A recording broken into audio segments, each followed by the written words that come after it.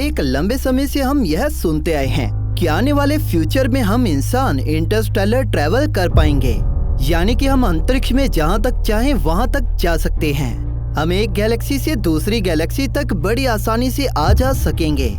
हमारे फ्यूचर का यह व्यू हमें कई साइंस फिक्शन मूवीज ने दिखाया, लेकिन हम जैसे इन साइंस फिक्शन मूवीज में देखते हैं कि हम पलक झपकते ही अंतरिक्ष में कहीं भी जा सकेंगे, उस टेक्नोलॉजी तक पहुंचने में हमें एक काफी लंबा समय लगेगा।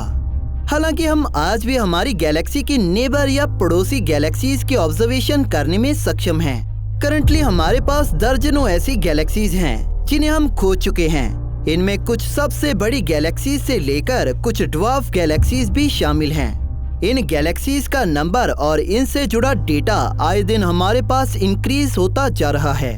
बेशक वहां जाने के बारे में बात करना फिलहाल तो एक बेकार आइडिया है, लेकिन अगर हमें ऐसा कोई चांस मिले कि हम हमारी गैलेक्सी की किसी नेबर गैलेक्सी पर जा पाएं, तो हम पहले कहां पर जाएंगे और हमारी मिल्की वे गैलेक्सी की बाउंड्रीज के आगे क्या है, इसके बारे में जानेंगे हम आज के इस वीडियो में। एक गैलेक्सी सितारों के cluster, gas, dust, dark matter और प्लैनेट्स के एक सिस्टम से बनती है। गैलेक्सी में मौजूद यह सभी चीजें ग्रेविटेशनल फोर्स की वजह से एक दूसरे से जुड़कर रहती हैं। एक गैलेक्सी में मौजूद यह सभी चीजें कभी भी स्टेल यानी स्थायी नहीं रहती, बल्कि यह उसके सेंटर में मौजूद ब्लैक होल का चक्कर लगाती हैं।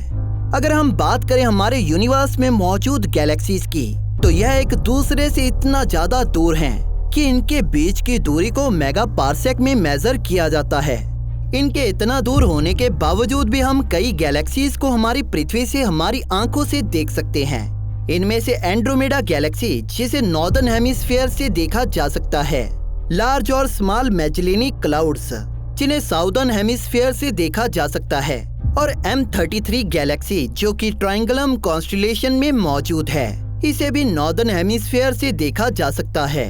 यह कुछ खास गैलेक्सीज हैं।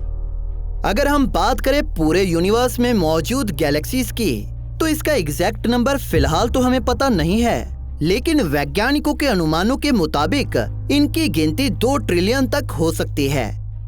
20वीं शताब्दी में जाकर ही हम इस काबिल हुए हैं कि हम पृथ्वी से दूर मौजूद इन गैलेक्सीज को देख पाएं, जहां कि सन 1990 से पहले हमें केवल 30 गैलेक्सीज का ही पता था, जहां से हमें सितारे दिखाई देते थे, और यह गैलेक्सीज हमारे लोकल ग्रुप का ही हिस्सा थी।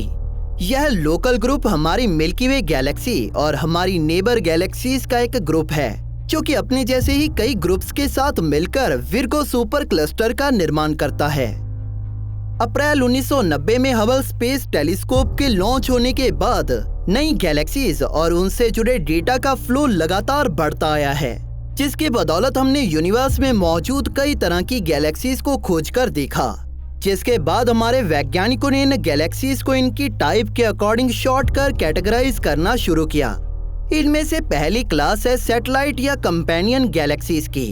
यह गैलेक्सीज वो छोटी गैलेक्सीज हैं जो किसी बड़ी गैलेक्सी के ग्रेविटेशनल एरिया में रहकर उस बड़ी गैलेक्सी को ऑर्बिट करती हैं। इनमें से दूसरी क्लास है स्पाइरल गैलेक्सीज की। यह गैलेक्सीज वो गैलेक्सीज हैं जिनमें तारे और गैस मेनली इस गैलेक्सी की स्पाइरल आर्म्स में कंसंट्रेटेड रहते हैं। और तीसरी कैटेगरी है इर्रेगुलर गैलेक्सीज की। यह वो गैलेक्सीज है जो इन पहली 2 कैटेगरीज में किसी तरह से फिट नहीं होती।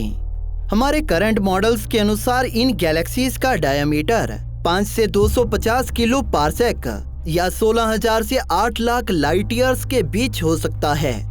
अगर हम इसे हमारी मिल्की वे गैलेक्सी से कंपेयर करें, तो हमारी मिल्की वे गैलेक्सी का डायमीटर 30 किलो पार्सेक है, यानी 1,05,700 लाइट ईयर्स। हमारे यूनिवर्स की सबसे बड़ी गैलेक्सी IC1101 गैलेक्सी है, जो कि 600 किलो पार्सेक के एक एरिया में फैली है। जैसे कि मैंने बताया कि हमने कई गैलेक्सीज को खोज लिया है और हम इनकी ऑब्जर्वेशन भी कर रहे हैं, लेकिन इन गैलेक्सीज के स्ट्रक्चर्स को स्टडी करने में हमें जो सबसे बड़ी प्रॉब्लम आती है, वो है डार्क मैटर की मिस्ट्री। हमारे वैज्ञानिकों का मानना है कि यह डार्क मैटर किसी गैलेक्सी के मास का 90% हिस्सा हो सकता है, लेकिन किसी दूसरी गैलेक्सी में इस डार्क मैटर की मात्रा कम ज्यादा भी हो सकती है। यानी कि हर गैलेक्सी में इस डार्क मैटर की वैल्यू पूरी तरह से डिफरेंट हो सकती है, और जो वो मेन कारण है कि यह डार्क मैटर गैलेक्सीज की स्टडी में आए दिन नई प्रॉब्लम्स को पैदा कर रहा है। अब हम बात करते हैं कि हमारी मिल्की वे गैलेक्सी के करीब कौन कौन सी गैलेक्सीज हैं। अभी आप में से कईयों का कहना हो सकता है कि एंड्रोमेडा गैलेक्सी वो गैलेक्सी है जो हमारे सबसे करीब है, जो कि हमसे 2.53 मिलियन लाइट ईयर्स की दूरी पर मौजूद है। हालांकि यह एंड्रोमेडा गैलेक्सी हमारी मिल्की वे गैलेक्सी के करीब लार्ज स्पाइरल गैलेक्सीज में से एक है। अगर बात करें हमारी गैलेक्सी की सबसे करीबी गैलेक्सी की, तो कैनिस मेजर गैलेक्सी वो गैलेक्सी है। ये कैनिस मेजर गैलेक्सी एक ड्वार्फ गैलेक्सी है जो कि हमारी मिल्की वे गैलेक्सी की ही तरह लोकल ग्रुप का एक मेंबर है। अगर बात करें इस गैलेक्सी में मौजूद तारों की, तो इस गैलेक्सी में रेड जायंट सितारों की मात्रा काफी ज्यादा है, और जिनके साथ इसमें 1 बिलियन आम सितारे भी हो सकते हैं। यह कैनिस मेजर गैलेक्सी एक इरेगुलर गैलेक्सी है जो कि हमारे सौर मंडल से 25,000 लाइट ईयर्स और हमारी मिल्की वे गैलेक्सी के सेंटर से 42,000 लाइट ईयर्स की दूरी पर मौजूद है। इस गैलेक्सी को सन 2003 में इंटरनेशनल एस्ट्रोनॉमर्स की टीम ने हमारी पृथ्वी के करीब होने की वजह से खोजा था, लेकिन इस गैलेक्सी को खोजना आसान नहीं था क्योंकि यह गैलेक्सी हमारी मिल्की वे गैलेक्सी के प्लेन से आगे के एक एरिया में मौजूद थी। हमारी दूसरी सबसे करीबी गैलेक्सी है सैजिटेरियस ड्वार्फ इलिप्टिकल गैलेक्सी।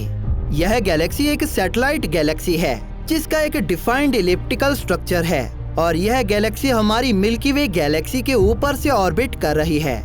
इस गैलेक्सी के 4 ग्लोबुलर स्टेलर क्लस्टर्स हैं, जिनमें से पहला सन 1994 में खोजा गया था, जिसके कारण ही हम इस गैलेक्सी को खोज पाए।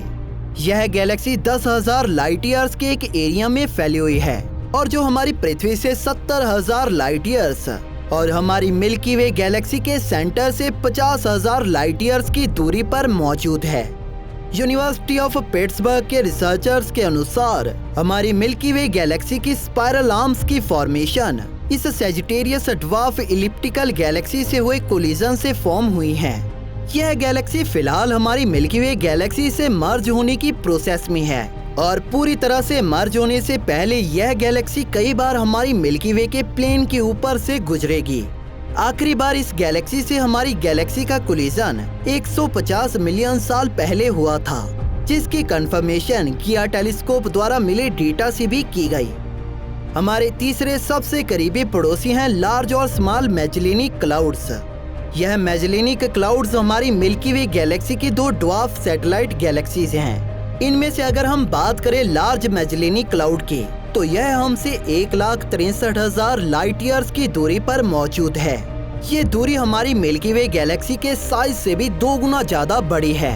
यह दोनों गैलेक्सीज हमारी मिल्की वे गैलेक्सी से 10 गुना छोटी हैं, और जिनमें 30 बिलियन सितारे हैं। इसी के साथ इस लार्ज मैजेलिनिक क्लाउड का मास हमारी मिल्की वे गैलेक्सी के मास से 300 गुना कम है, लेकिन फिर भी यह लोकल ग्रुप में मास के मामले में चौथे नंबर पर है, और इससे आगे एंड्रोमेडा, मिल्की वे और ट्रायंगुलम गैलेक्सीज हैं। इस लार्ज मैजेलिनिक क्लाउड का सबसे पॉपुलर ऑब्जेक्ट एक तारा WOHG64 है, जिसे यूनिवर्स के कुछ सबसे बड़े सितारों में से एक माना जाता है।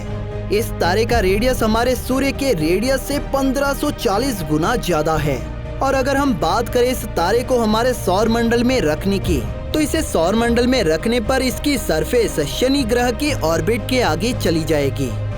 अब बात करते हैं स्मॉल मैजेलिनिक क्लाउड की। यह भी लार्ज मैजेलिनिक क्लाउड की ही तरह एक ड्वार्फ गैलेक्सी है, और जो न्यूट्रल हाइड्रोजन से ढकी हुई है। ये स्मॉल मैजेलिनिक क्लाउड हमसे 60 किलो पारसेक की दूरी पर मौजूद है, जो कि लगभग 1,95,000 लाइट ईयर्स के इक्विवेलेंट है। ये स्मॉल मैजेलिनिक क्लाउड टुकाना और हाइड्रस कॉन्स्टेलेशन के बीच में मौजूद है, जहां से हमें यह लाइट के एक फेंट डॉट के जैसा दिखाई देता है। वैज्ञानिकों का कहना है कि इस स्मॉल मैजेलिनिक क्लाउड में 1.5 बिलियन सितारे हो सकते हैं। हमारी Milky Way Galaxy, large मैजेलिनिक cloud और स्मॉल मैजेलिनिक क्लाउड आने वाले फ्यूचर में एक दूसरे से कोलाइड करेंगे, और तब हमारी मिल्की वे गैलेक्सी इन दोनों ड्वार्फ गैलेक्सीज को निगल जाएगी। आने वाले 4 बिलियन सालों में हमारी मिल्की वे गैलेक्सी की 18 सैटेलाइट गैलेक्सीज होंगी और इसी के साथ हमारी गैलेक्सी के पास मौजूद बड़ी गैलेक्सीज का यह नंबर 115 के करीब होगा। वैसे यह लिस्ट हाल ही के डेटा से तैयार की गई है और हो सकता है कि यह वैल्यूज गलत साबित हों, क्योंकि कई नई ड्वार्फ गैलेक्सीज समय के साथ खोजी जा रही हैं, जो कि हमारी इस मिल्की वे गैलेक्सी से ज्यादा दूर नहीं है। इस तरह की बॉडीज को खोजना और उन्हें स्टडी करना एक काफी कठिन काम है, लेकिन जिसे हमारे वैज्ञानिक पूरी ईमानदारी और पूरी मेहनत से कर रहे हैं। हमारी मिल्की वे गैलेक्सी की नेबर या कहें तो पड़ोसी गैलेक्सीज को खोजना आज की हमारी एस्ट्रोनॉमी का एक मुख्य ऑब्जेक्टिव है। यह नई गैलेक्सीज हमें पृथ्वी जैसे ग्रहों का एक इंसाइट दे सकती हैं, जैसे हम हमारे यूनिवर्स के करीबी हिस्सों में जीवन की वेरियस फॉर्म्स की खोज कर सकते हैं और हो सकता है कि हमें हमारे करीब ही कोई ऐसी सिविलाइजेशन मिल जाए जो बिल्कुल हमारे जैसे इस अनंत ब्रह्मांड को खंगाल रही हो। Thank you for watching. दोस्तों, इस वीडियो को अंत तक देखने के लिए आप सभी का धन्यवाद।